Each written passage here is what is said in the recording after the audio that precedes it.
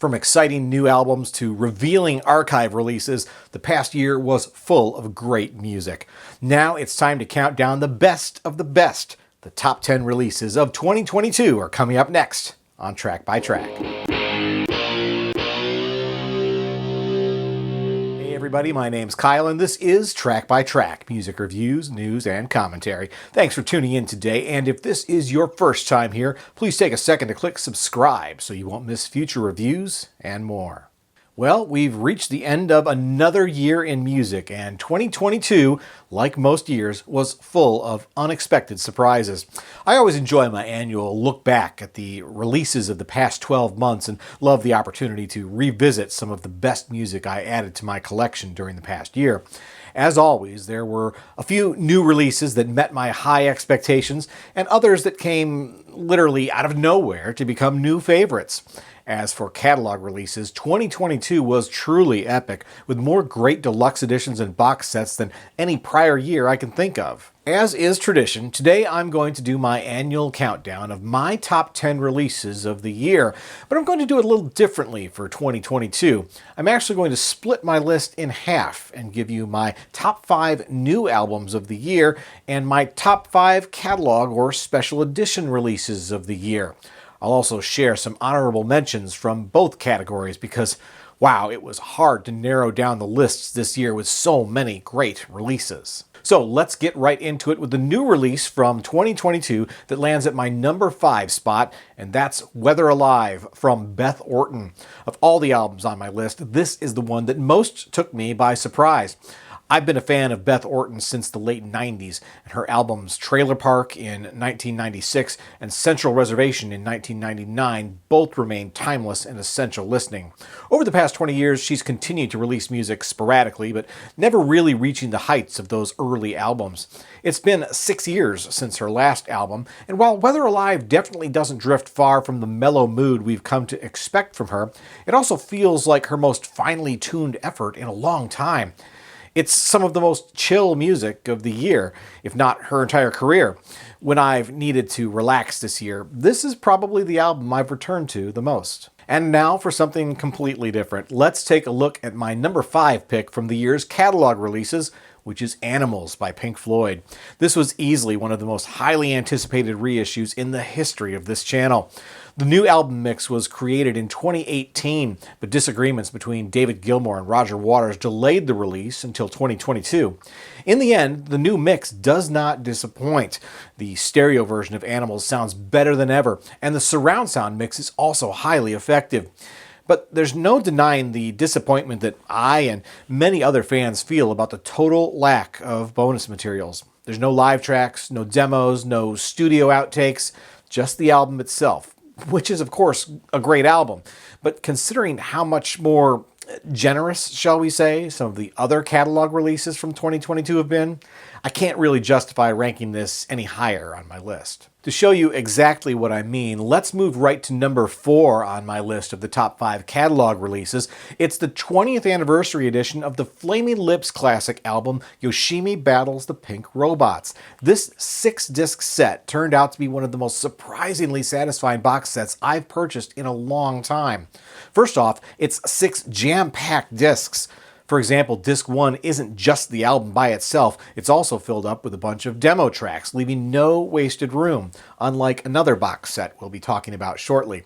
There is just so much great stuff here that it's almost too good to be true. I also love that even though it's got a very compact package, all the discs come in their own individual slipcases, and best of all, the price was crazy low. If you dig the Flaming Lips at all or love this classic album, definitely check this set out because, to me, this was the best music value of the year. Alright, shifting back to new releases, my number 4 pick is Misadventures of Doomscroller by Dawes.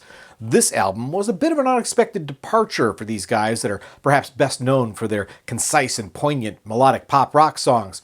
But they're also one of my favorite live acts, particularly because of how they tend to expand those songs in concert into more extended jams. On Doomscroller, Dawes leans into jam band mode in the studio for the first time, giving the album a vibe unlike any other release in their discography.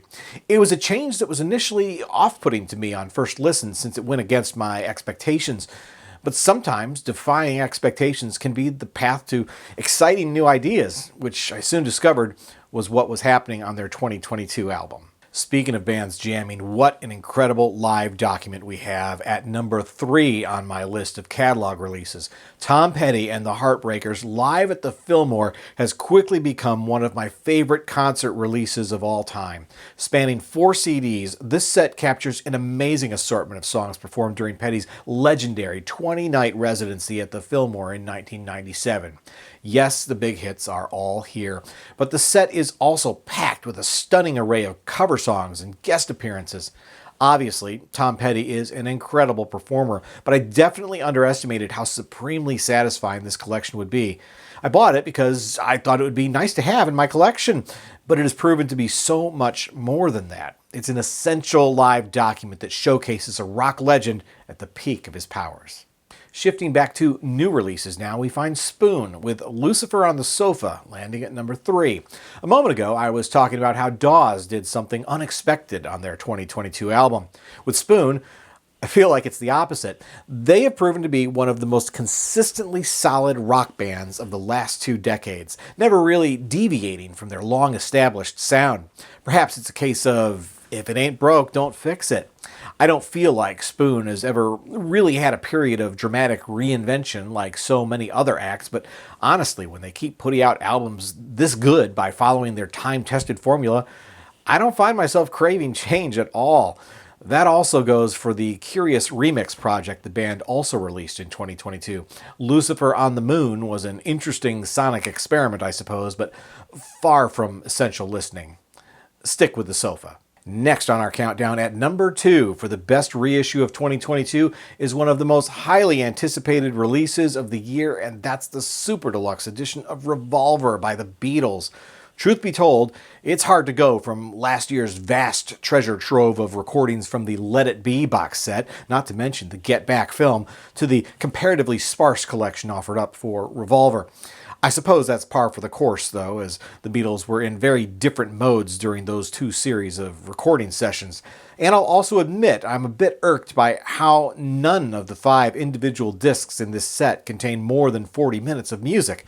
Still, what we do get here was groundbreaking, especially in terms of the technology used to demix and then remix the album. That could be a sign that there's great things still to come from the Beatles' back catalog. Here's hoping for Rubber Soul in 2023. Speaking of highly anticipated albums in 2022, The Smile, with A Light for Attracting Attention, was arguably the most eagerly awaited rock album of the year. It lands at number 2 on my list of the best new releases of 2022. This is a band widely and rightly regarded as a Radiohead side project, and for my money, it's the best thing Tom York and Johnny Greenwood have done outside of the Radiohead moniker.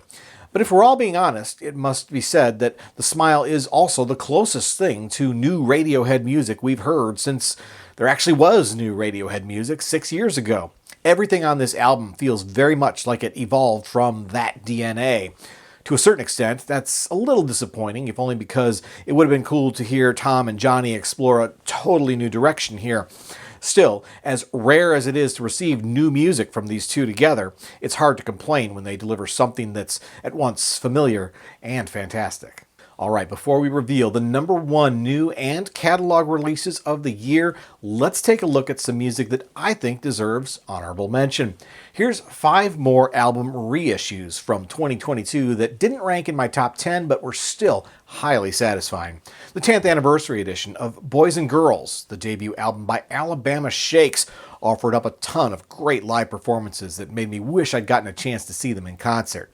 Moon Age Daydream was theoretically a soundtrack to the David Bowie documentary of the same name, but in reality, it was a sonic experience nearly as trippy as the film itself. The Cure promised a brand new album in 2022, and although that failed to materialize, we did get an excellent 3-disc deluxe edition of their 1992 blockbuster album, Wish. Madman Across the Water by Elton John received an outstanding Super Deluxe edition, highlighted by my favorite surround sound album mix of the year. And finally, Prince and the Revolution Live was a perfect snapshot of the artist at the very height of his powers and success, with brilliantly remastered audio and video. No doubt, 2022 was an excellent year for reissues and catalog re-releases. The box set that captures the #1 spot on my list was no exception. Life moves pretty fast. The John Hughes mixtape was one of the most unexpected releases, well, maybe ever. The title says it all. This is a massive collection of music from the soundtracks of John Hughes' iconic films, mostly from the 1980s. Those movies were, in many ways, the documents of my teenage years, not to mention occasionally an introduction for me to songs and artists I had yet to discover.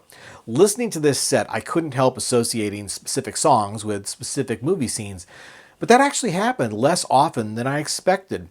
There were plenty of times listening to this that me or my wife would look at each other and ask, "What movie was this from?" Which brings up one of my favorite things about this set, and that's the liner notes. For every song in this collection, the booklet lists not just what film each song was used in, but also what scene, and then includes some additional commentary about why the song was selected. Not a deep dive, mind you. It's just enough info on each song that you can usually read it as you listen and easily keep up from track to track. Between the songs and the liner notes, this is one of the best musical time capsules I've seen in a long time.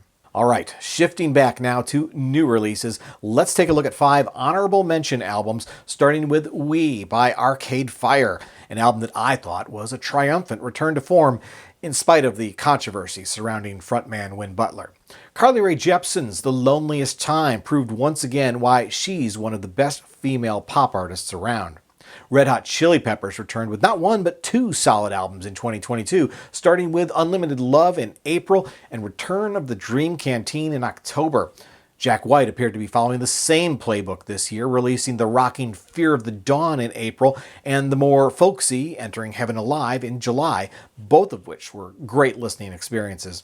And finally, there's Harry's House by Harry Styles, music that dared to defy my usual tastes and turned out to be my favorite pop album of the year. Which brings us to my #1 album of 2022, and it's by an artist very familiar to track-by-track viewers.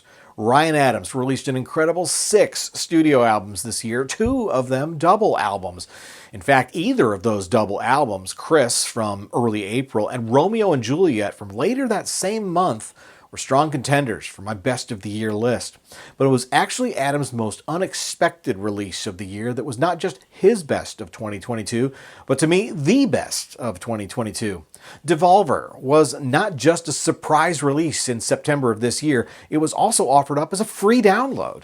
Don't let the price deceive you. This is far from throwaway music here. On the contrary, this is some of the most essential music Adams has released in years. After wrapping up such an insanely prolific year, it would be easy for any of these albums to get lost in the shuffle, but don't let that happen with Devolver. If you like good old-fashioned Tom Petty style, back-to-basics, garage rock and roll, this is as good as it gets and should not be missed. So there it is. Another year of great music is in the books. And what can we expect in 2023? Maybe long-awaited new albums from The Cure or The Rolling Stones. Almost definitely new music from Peter Gabriel and the ever-prolific Ryan Adams. As far as catalog releases goes, we'll see a new Bob Dylan bootleg series release in January for sure. Bruce Springsteen said he's planning a 90s era box set of unreleased material. I'd also expect box sets from the Beatles, as well as John Lennon and maybe Paul McCartney too. 2023 also marks the 50th anniversary of a lot of great albums, so don't be surprised to see archive releases for Dark Side of the Moon, Quadrophenia, Aladdin Sane, and Goodbye Yellow Brick Road. I'm crossing my fingers, but not holding my breath for 50th anniversary editions of Inner Visions by Stevie Wonder and Tom Waits' debut album, Closing Time. Will any of those become reality? Stay tuned to Track by Track in 2023 for the latest news on all of those possibilities and much, much more. Once again, my name's Kyle, and this has been Track by Track. If you like this video, be sure to give it a thumbs up, plus check out some of these other videos below that I think you might also enjoy. And of course, be sure to subscribe, because true music fans always want new releases the day they come out. Thanks for watching, and I'll see you next time.